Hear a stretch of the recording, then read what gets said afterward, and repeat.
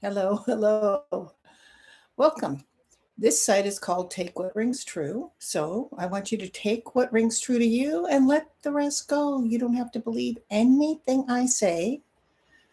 So today I want to talk about being prepared. Now, I know some people, this will be totally off the wall, and this is not what they believe, and that is okay. So for those of you who do believe that we're going to go into a shift, then this is one of the warnings or be preparedness. Preparedness. Be preparedness. Is that even a phrase? Anyway, that's the phrase I'm using today. So, 3.5 years ago, I was traveling with two other people in a car. I was not driving. We were going along the road, and all of a sudden there was a great light and an energy that like shifted the car. I felt it, the driver felt it, the person in the back seat did not experience anything, and that's okay. I believe it was part of the shift that's coming, and I believe that there's going to be a great light which is going to come and affect all of us. So it will probably be like a sonic boom, and people will see the light. What else besides that? So that's what I'm going to talk about today. What else besides that? So that's why I said expect a disruption in the force, as they would say in Star Wars. So a window is about to open again, and talking to other psychics and conferring with people, I believe that it will be anywhere from the beginning of May through the middle of June. So the actual date that on this is May, April. On April 8th, somebody was channeling Archangel Raphael, and he said that it would be 8 weeks that the great light would come. Now, about 4 weeks before that, a psychic said that it would be 3 months.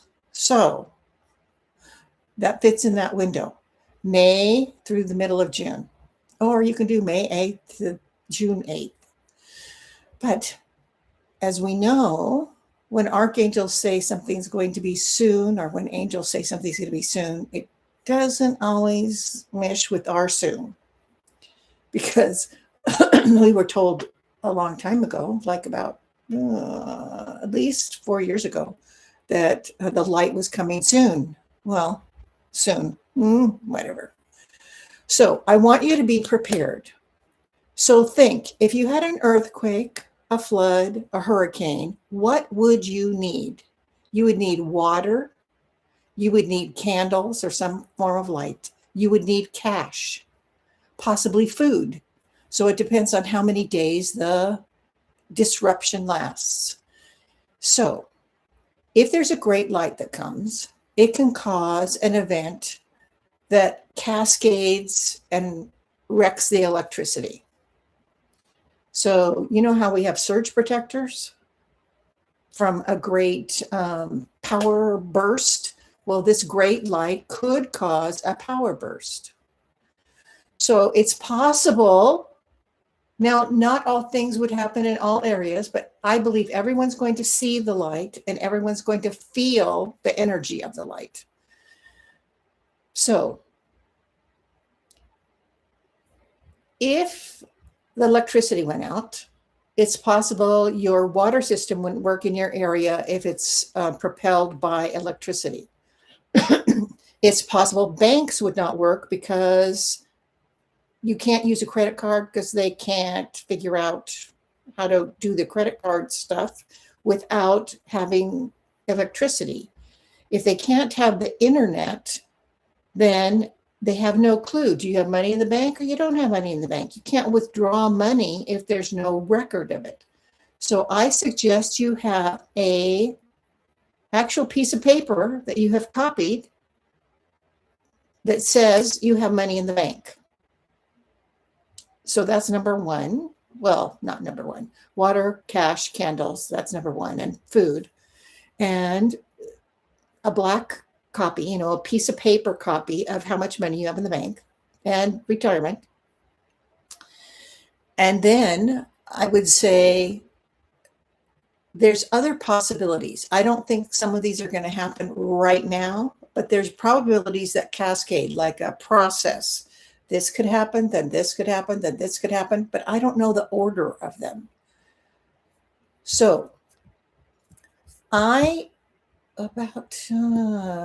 time of the eclipse, just before the eclipse, I saw the alignment of planets and I saw a great light coming, and it was like light was coming through the planets and creating a column. So there's a light from Earth to space, like through the planets. I saw that, but it was like contained because I thought maybe the great light was going to come then.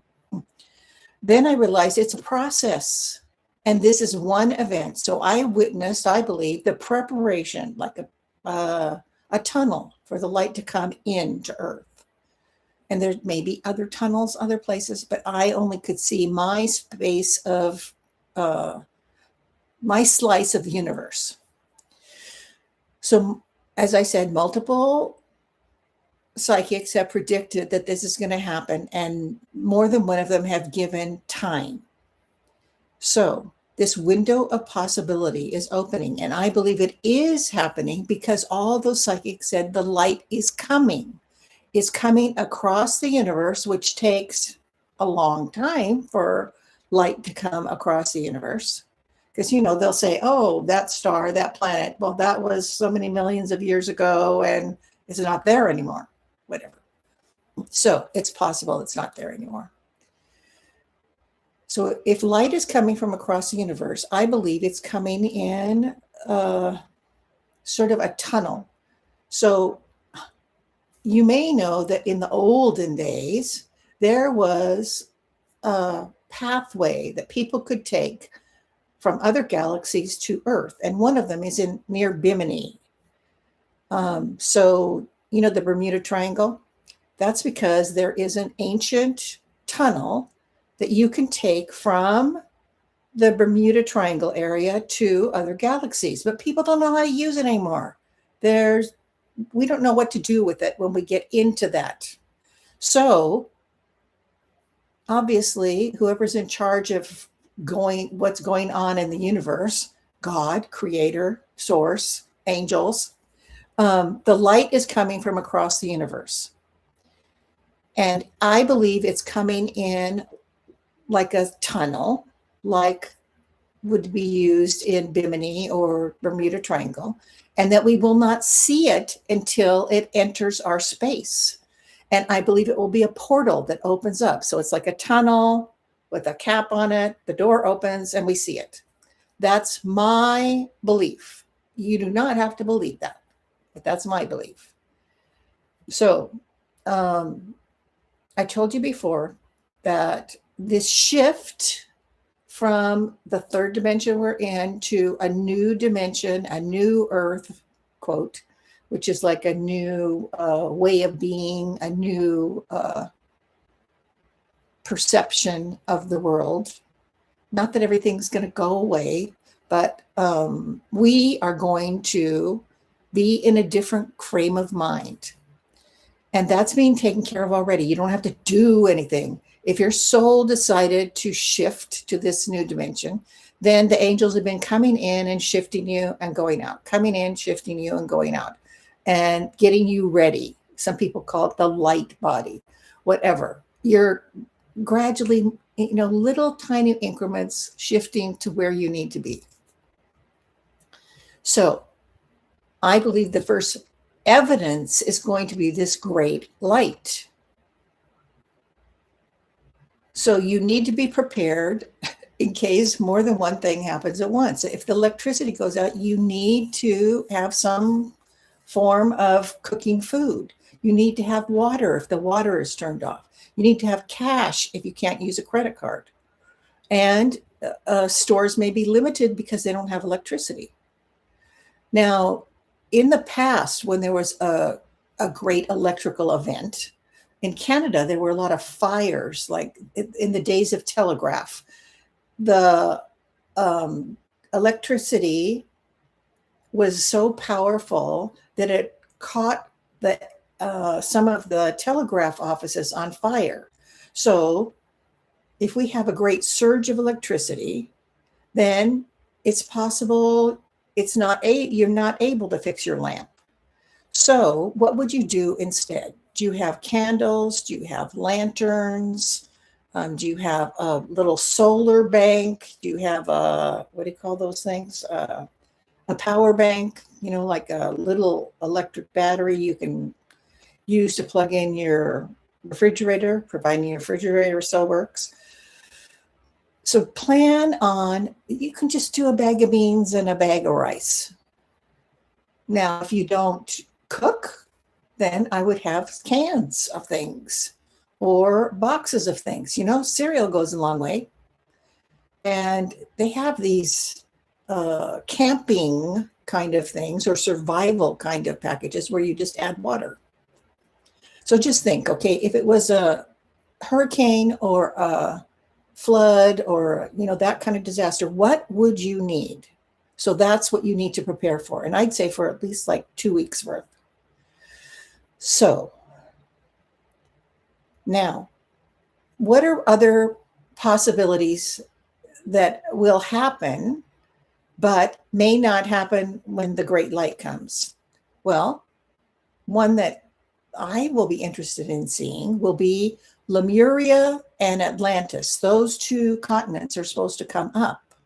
Well, if two continents come up, it's likely to cause a tsunami, which means if you live near the coast, decide what would you do if you're too near the coast and the water comes up.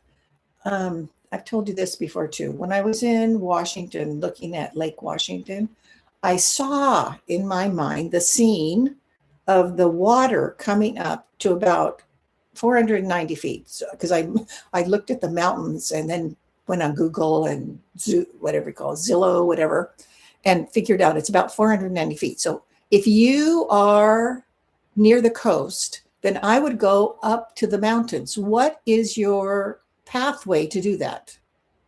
If you're on the coast, where would you evacuate that's up?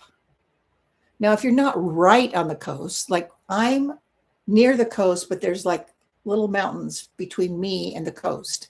So I believe I would be very safe. Whereas my sister is like, less than a mile from the ocean. She's on a little hill, but not a big hill.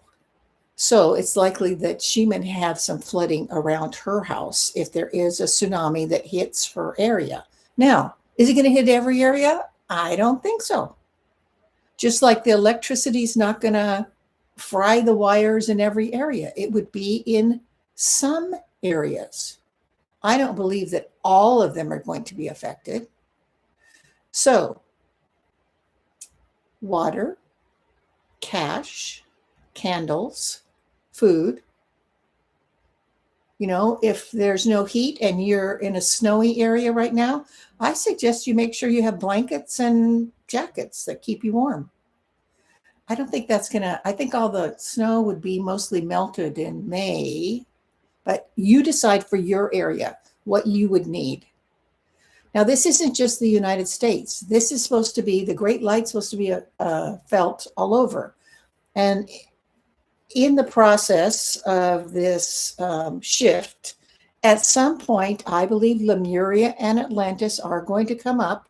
So if there is a tsunami, how close are you to the water? And decide what you need to do. What would you do? What would you need to do? Now, maybe all you need is a little camp stove. And you can make those, with a can. We did it in Girl Scouts, make a little can and you have a little fire underneath and a little, you have more than one can. You have a can that you've cut out little holes in, or, use a can opener thing that, I forget what you call those. It's a can opener. It has a little triangle like you use on milk or those kind of cans. And the bottom's cut out, and then you put some kind of fuel. It could be leaves, and then another can on top that you cook in. It doesn't have to cost a lot of money. Now, maybe you don't need to cook. Maybe you have a barbecue you could use. Maybe you aren't going to cook at all. You just have cans of food, and that's the way it goes. And cereal and whatever. On my on Facebook, on surviving, what's it called? Surviving. I will put it in the comments. I have a site that has a list of foods, a list of materials that you would need in a disaster, and also like a checklist. Surviving Changing Times. That's what I believe it's called on Facebook. And there's like links to different things that could help you. So this is not to scare you. This is to enlighten you about what is probably coming. So just go with the flow. Just know that things are changing. We're not going to have the old normal. We're going to shift into a new normal, and it will take 10 to 12 years. And again, I don't know when they consider the starting point of the 10 to 12 years. It may be the Great Light. It may be events that I've seen in the past, like the eclipse when I saw the tunnel of light. Well, it wasn't the eclipse. It was before the eclipse when the planets were aligning. So I hope you will just humor me and be prepared as if it's an earthquake, Alaska earthquake, or a hurricane, or a flood. What would you need to survive for a week or two? So candles, cash, water, food. If you're in a colder climate, blankets and games to play, books to read. What would you do if there's no electricity? If there's no TV, what would you do?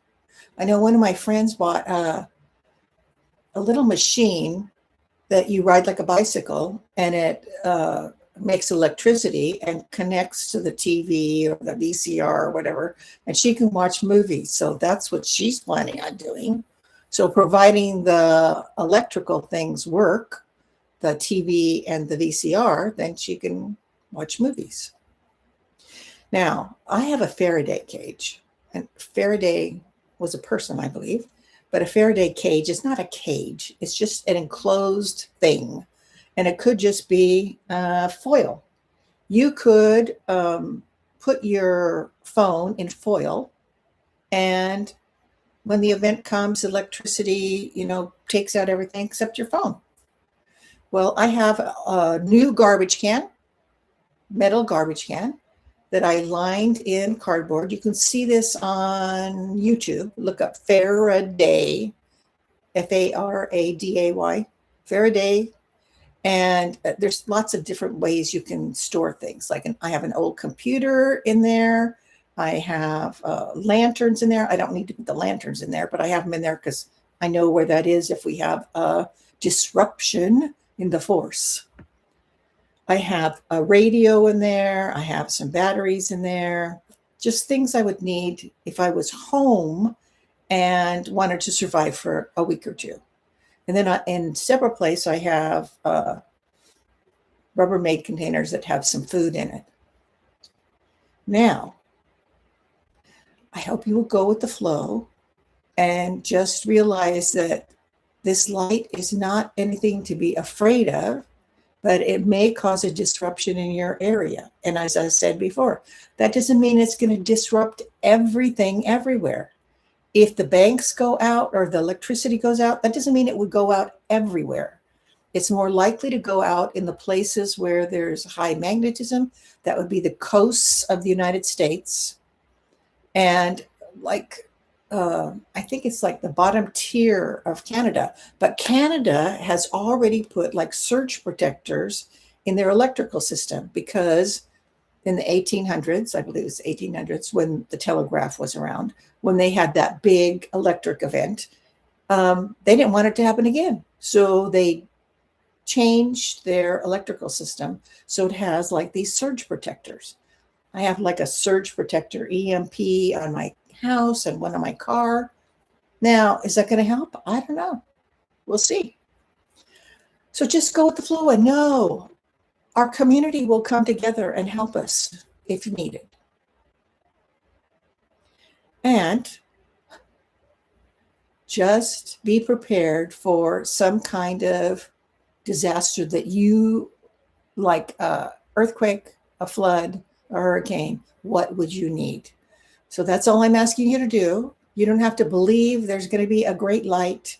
You can just be prepared for any kind of disruption. So I just wanted to let you know what I believe is going to happen. And I believe it's beyond a probability now. I believe that light is actually coming. It's not, it is foretold, but I believe it's actually coming this time. So, excitement coming soon. No, you will be okay. If you came to life at this point in time, then your soul knows that you will be okay. You will be where you need to be when you need to be there. So if you have a feeling that you need to go visit Aunt Sue in May, then go visit Aunt Sue. Maybe it's your soul telling you, you need not to be where you are right now. You need to be somewhere else. So listen to your intuition and listen to your soul talking to you. So food, water, candles, cash, something to read, games to play, cards. So what would you need if there was a disruption for a week or two? So that's what I know right now. Thank you, thank you, thank you for joining me. And believe what makes sense to you and let the rest go. Thanks. See you next week. Bye.